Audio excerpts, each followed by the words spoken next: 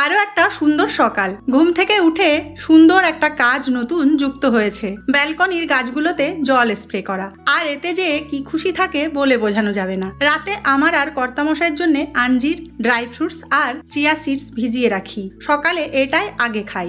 আর প্রতিদিনের কাজ আমার ছাদ বাগানে যাওয়া, কিছু পুঁইশাকের ডগা কেটে নিলাম, আর সাথে দেখো কয়েকটা লঙ্কাও তুলে নিলাম। এরপর একটু ব্ল্যাক কফিও খেলাম। মাছের মাথা দিয়ে পুঁইশাক রান্নার প্রস্তুতি করে নিলাম। গরমে রান্না করতে ভালোই লাগে না। মাছের মাথা দিয়ে পুঁইশাক কে কে পছন্দ করো? আমার তো দারুণ লাগে। আর দেখো ফ্রিজে চিংড়ি মাছ ছিল, এঁচড় চিংড়ি করলাম। পাকা কাঁঠালের গন্ধ আমার একদম সহ্য হয় না, তবে এঁচড়টা বিশেষ প্রিয়। রান্না শেষ।